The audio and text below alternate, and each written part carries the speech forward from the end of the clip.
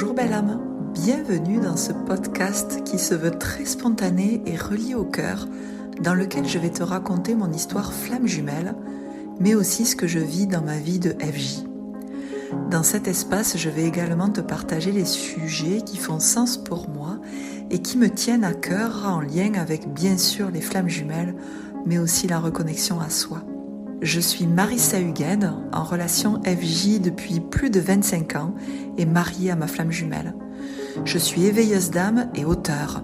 J'accompagne depuis presque 10 ans maintenant les personnes qui viennent à moi en étant reliées à leur âme. Je leur transmets les messages que j'entends, que je perçois, tout en libérant leur mémoire bloquante. Depuis quelques années maintenant, j'accompagne de plus en plus de flammes jumelles sur leur chemin d'éveil. Bienvenue dans cet espace qui se veut authentique. Je te souhaite une très belle écoute. Et si ce podcast te plaît, n'hésite pas à laisser un commentaire. Merci.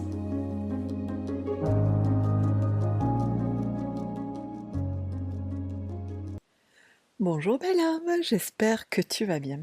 Bon, on se retrouve dans ce nouvel épisode dans lequel j'ai envie de te parler de pourquoi c'est si fort finalement le lien flamme jumelle. Pourquoi, du coup, comme c'est si fort, t'es obligé, entre guillemets, de faire un travail sur toi, alors qu'on parle bien quand même de libre arbitre. Je te raconte ça parce que il y a quelques jours, j'ai retrouvé ma flamme jumelle, et il s'avère que j'ai vécu une situation, comment dire, voilà, je suis sur un dossier, bon, comme beaucoup d'entre nous, j'ai bien l'impression. Mais voilà, dans le quotidien, écoute, je rencontre des personnes, il y a des situations qui me renvoient merveilleusement bien ce dossier. Mais ça va, j'arrive à gérer, entre guillemets, à accueillir ce qui se passe en moi, je le vois, c'est ok, je suis sur le dossier. Mais c'était sans compter le retour de ma flamme jumelle qui, je crois que ça faisait 30 minutes qu'on s'était retrouvés, a mis à jour le nœud du dossier en question. Et là, ça a été non pas d'une violence, parce que ça serait mentir que de te dire ça, mais ça a été quand même assez fort, et j'ai pu ressentir pour le coup la profondeur du dossier en question. Et là, j'ai fait waouh, c'est fou quand même. C'est fou qu'avec la flamme jumelle, ça soit si fort. Mais finalement, pourquoi c'est si fort? Pourquoi avec ta flamme jumelle, ça va si en profondeur et pas avec ton copain, ta copine, tes parents ou je ne sais qui peuvent te réveiller en fait ces dossiers, mais pas si profondément. En fait, c'est la vibration, la fréquence des blessures. Tous deux, vous avez la même vibration. Et donc, comme deux diapasons qui sont accordés en fait, quand tu as un diapason, je te dis n'importe quoi, 200 Hz, tu le fais vibrer et à côté, tu as un diapason qui est à 200 Hz aussi, qu'est-ce qui va se passer? Le premier qui se met en vibration va entraîner l'éveil de l'autre diapason parce que tous les deux sont sur la même vibration de 200 Hz, la même fréquence plutôt. Et c'est comme ça que ça marche avec ta flamme jumelle en fait. C'est-à-dire que vous avez la même fréquence, la même vibration à l'intérieur de vous par rapport à votre être, mais aussi à vos blessures. C'est le fameux effet miroir en fait.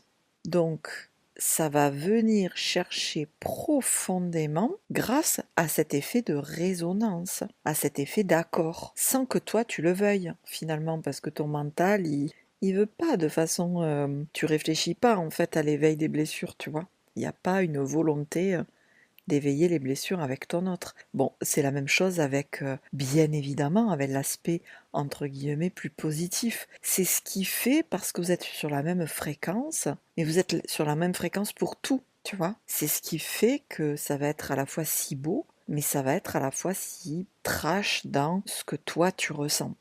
Et en fait, on peut se poser la question, mais du coup, pourquoi quelque part il n'y a pas le choix que de faire son travail sur toi? Parce qu'il vient éveiller des blessures où une fois que tu les as éveillées, tu ne peux pas rester avec. C'est d'une souffrance, ça lève tout ce que tu avais mis sous le tapis, ça vient à lever le tapis bien comme il faut, et tu n'as pas le choix que de regarder parce que c'est la fameuse nuit noire de l'âme.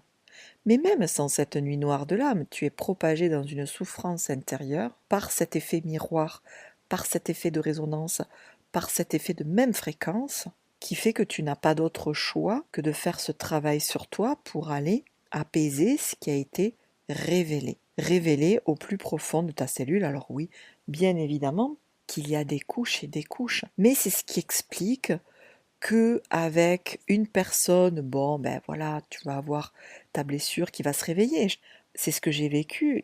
Voilà, il y a encore quelques jours, j'avais des personnes autour de moi qui me renvoyaient, tu vois, mon petit dossier là, dont j'avais pleinement conscience. Ok, mais là avec la flamme jumelle, c'est waouh, c'est l'ouragan, au cas où je l'avais pas assez vu, tu vois. Mais comme il y a cet effet aussi d'amour entre les flammes jumelles, forcément ça tient bien plus à cœur.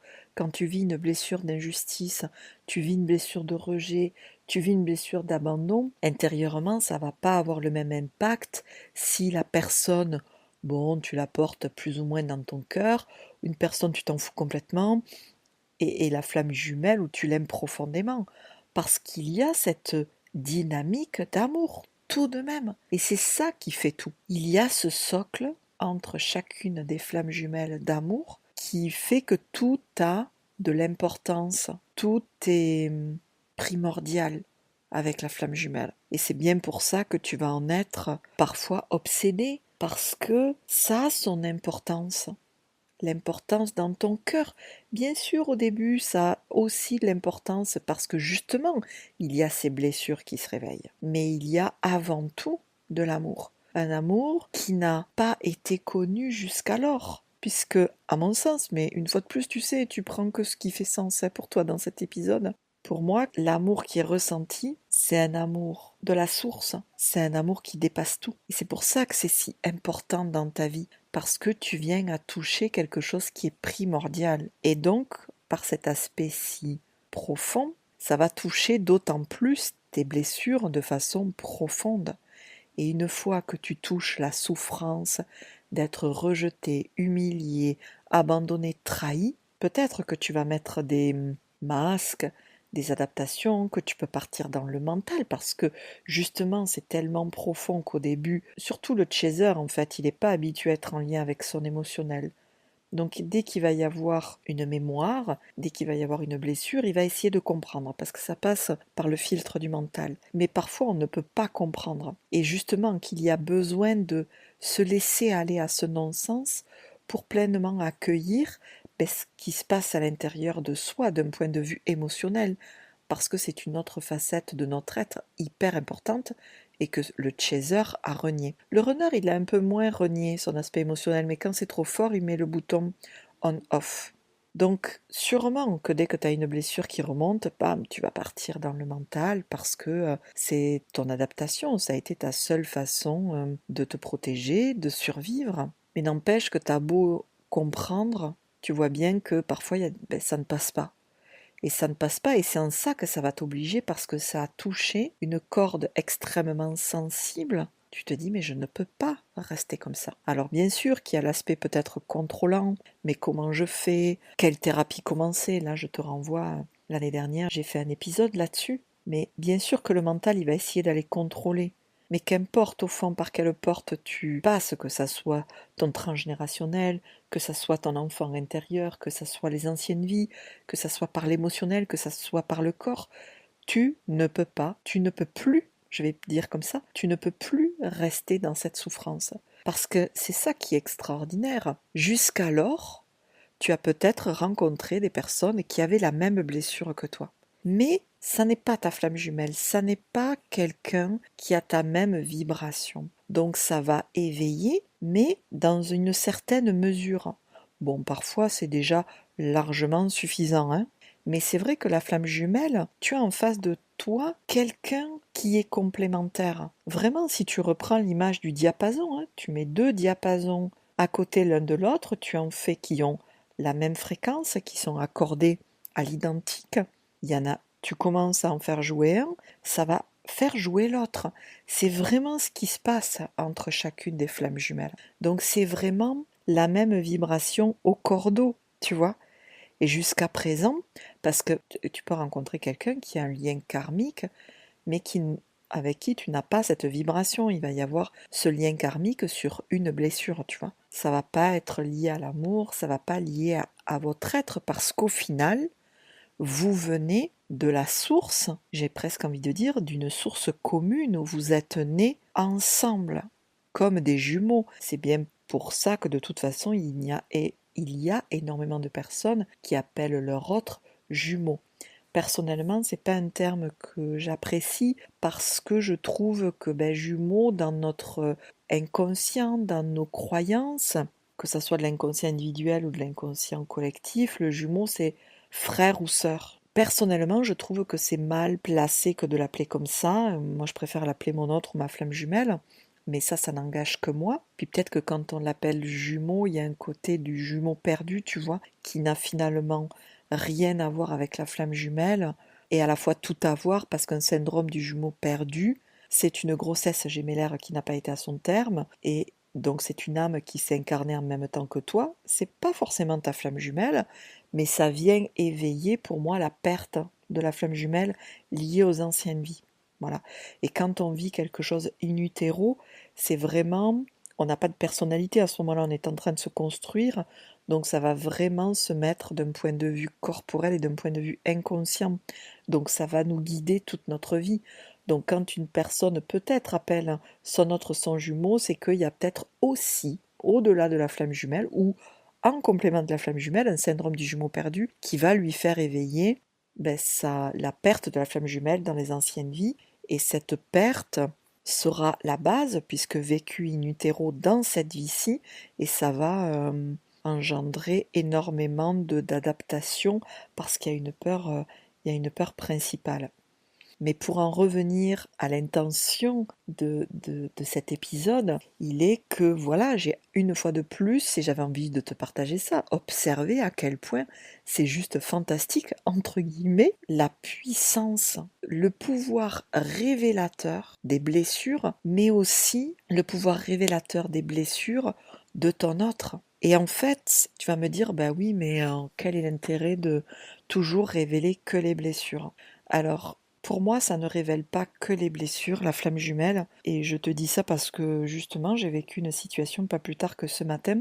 Voilà, je me retrouve dans une situation personnelle où je dois parler à des personnes qui me sont très proches et je ne sais pas comment le faire. C'est quelque chose de très important pour moi, c'est lié à un secret de famille. Bref, tu sais sûrement comment ça se passe. Il y a toujours une personne dans une famille qui a décidé de s'incarner pour faire le taf. Voilà. Il s'avère que dans ma famille, c'est moi. Et je me retrouvais vraiment, et je me retrouve embêtée parce que je ne sais pas comment faire, je ne sais pas comment m'y prendre, je ne sais pas quel est le bon moment. Et à la fois, je sens que l'univers me pousse énormément à avoir cette conversation. Et là où je trouve que la flamme jumelle, mais j'ai envie de dire comme une âme sœur, mais j'avais juste envie aussi de t'amener cet aspect hyper positif, parce qu'il y en a quand même toujours un peu marre de parler que de l'aspect négatif de la flamme jumelle, mais ça reste quand même une réalité. L'émergence des blessures, c'est bien ce qui est contradictoire avec la flamme jumelle, c'est-à-dire que j'aime cette personne, on s'aime, mais les blessures, elles sont trop trash, quoi. Voilà, donc c'est toute la problématique, entre guillemets, de la flamme jumelle. Et donc, pour t'amener un peu de ce positif, parce que j'ai fait waouh, c'est ouf quand même, donc j'ai partagé à ma flamme jumelle mon interrogation et dans quelle mesure j'avais besoin de me sentir soutenue, non pas pour qu'il soit là pour me sécuriser et tout ça, mais simplement pour qu'il se rende compte que dans laquelle je suis, bon, ça me tracasse. Voilà. Et je lui en ai parlé, et comme des diapasons, comme j'ai ouvert mon cœur à lui, bien évidemment, mais à être vulnérable, à me montrer dans l'accueil de ce qu'il pouvait m'amener, en fait, en deux, il m'a dit, peut-être que tu pourrais faire ça, ou que tu pourrais faire ça, que tu pourrais faire ça. Et effectivement, j'ai fait, ah mais ouais, tu as entièrement raison. Ça me soulage ce que tu me dis là, parce qu'effectivement, je n'y avais absolument pas pensé. Et du coup, ça va beaucoup mieux.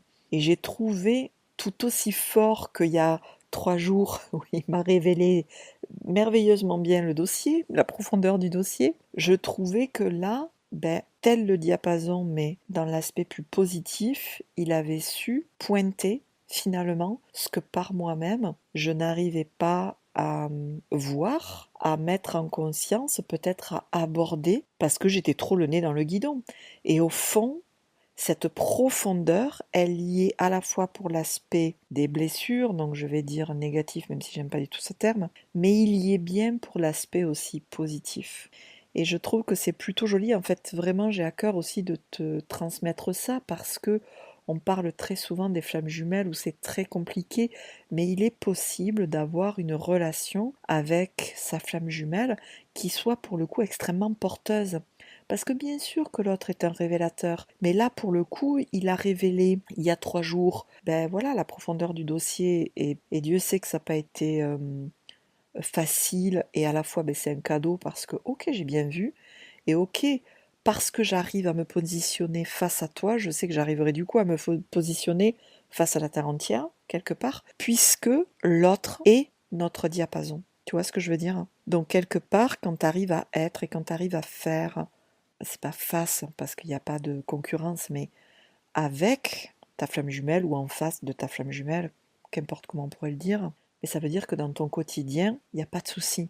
Tu arrives à faire et à être. Et finalement, cet aspect, j'ai envie de dire, plus positif, la flamme jumelle est capable aussi d'aller faire émerger ça, faire émerger la part de lumière que on ne voit pas forcément parce que, ben, comme les parts d'ombre, on ne veut pas les voir, bah hop, c'est révélé merveilleusement bien. Ben, il y a des parts de lumière qu'on n'arrive pas à voir parce que ben, trop embrumé dans des peurs, dans un syndrome de l'imposteur ou je ne sais quoi d'autre, qui fait que avec une relation, j'ai envie de dire saine ou stable, ou ben, il est possible, mais vraiment, hein, d'avoir ce que finalement chacune des flammes jumelles attend, c'est-à-dire une communication de cœur, avoir un runner qui soutient et qui donne, et un chaser dans la réception. Et ça, c'est hyper important. Et voilà, j'avais envie de te transmettre ça, transmettre surtout cette image de diapason qui m'est venue après, voilà, que j'ai écouté une conférence sur les fréquences, les vibrations. Et je me dis, mais ouais, mais en fait, le truc, il est là, quoi. Donc ça vient à révéler, on vient à s'accorder dans des choses, oui, au début forcément douloureuses, hein, parce que l'humain ne se réveille malheureusement qu'avec le douloureux. Et le douloureux qui, au fond, a toujours été là. Parce que les blessures, elles ont toujours été là. Mais elles ont été mises sous couvert, là, elles ont mis sous des adaptations, sous le tapis, parce que ben, l'enfant que nous avons été, on n'a pas pu se sécuriser tout seul, hein, au vu de notre système nerveux qui n'était pas du tout mature. On ne s'est pas senti accueilli, sécurisé, et donc on a mis en place des adaptations, des comportements de survie, voilà, qui ont fait que la souffrance, pof, on l'a mis de côté, on s'en est complètement coupé, mais au fond, elle a toujours été là. Et l'âme, dans son évolution, puisqu'elle choisit pas sa flamme jumelle pour rien, puisque justement, il y a cette même fréquence, il y a cette même vibration. Et c'est parce que, c'est-à-dire que tu rencontres quelqu'un qui a la même vibration que toi, quoi que t'en dises, qui au fond a la même vibration, et peut-être englué dans de l'ego, mais c'est ça qui est fort en fait avec la flamme jumelle. Voilà, et c'est pour ça que je parlais du jumeau perdu ou du jumeau tout à l'heure, mais c'est pour ça qu'il y a aussi des personnes qui vont dire mais c'est comme si c'était moi en fait en face. Seulement c'est pas toi, c'est quelqu'un, c'est comme si c'est quelqu'un qui me ressemble. Eh bien oui, parce que vous avez la même vibration et c'est ce qui fait qu'il y a cette évolution possible à travers ce lien. Évolution possible malheureusement au début par la souffrance, parce que quand tout va bien, bon ben tout va bien, tu fais ta vie, tu vois. Mais il vient à montrer, tel un diapason, ce qui t'empêche d'être, mais à la fois aussi ce que tu ne vois pas de positif par toi-même et qu'il est capable, ton autre, de révéler. Vraiment. Et tu sais, il est possible, bien évidemment, puisque je le vis, donc je suis pas une exception. C'est sûr que non, en fait. Donc bien sûr qu'il est possible de vivre avec sa flamme jumelle, bien sûr qu'il est possible d'avoir une relation de cœur et sincère avec sa flamme jumelle, mais c'est challengeant. Ça n'est pas de tout repos. Ça vient pousser, en fait, ça vient te mettre à l'épreuve parce que Ça, je vais pas dire qu'il n'y a pas droit à l'erreur, mais ça, comment je pourrais te dire ça? Ça, entre guillemets, ça ne pardonne pas. Ça te demande presque d'être juste avec toi-même tout le temps. Autant dans l'aspect vulnérabilité, autant quand tu es dans la joie, autant quand tu es dans le cœur. La flamme jumelle demande ça. Et dès que ça n'est pas le cas, direct, c'est les égos. Direct. Et c'est en ça que c'est très challengeant, mais du coup que c'est aussi très beau, très très beau. C'est pour ça d'ailleurs qu'on voit bien que c'est une drogue, hein, au-delà de la dépendance affective. Parce que quand tu rencontres ta flamme jumelle et que c'est voué à cette vie, ben, tu as quand même du mal à te l'enlever du cœur. Tu peux te l'enlever de la tête un petit peu, mais tu peux pas t'enlever du cœur. Parce que le cœur, l'âme, appelle à vivre cette relation en conscience. Et le en conscience ne veut pas dire bisounours, ne veut pas dire, tu vois, que tout va bien tout le temps. Non, c'est en conscience de cet effet miroir de qu'est-ce qui se passe finalement entre vous, avec peut-être cette image du diapason, qu'il y en a un qui va réveiller l'autre, quoi. Tu vois, dans l'aspect souffrant comme dans l'aspect très beau. Voilà. Bon, j'espère que cet épisode t'a plu. En tout cas, moi, j'ai mis beaucoup de cœur à te partager ça parce que je trouve que c'est important aussi, même si c'était pas complètement mon intention de départ, mais c'est venu spontanément. Je trouve que c'est important aussi de montrer cet aspect positif de la flamme jumelle. C'est possible, en fait. C'est possible, mais entre guillemets, pas n'importe comment.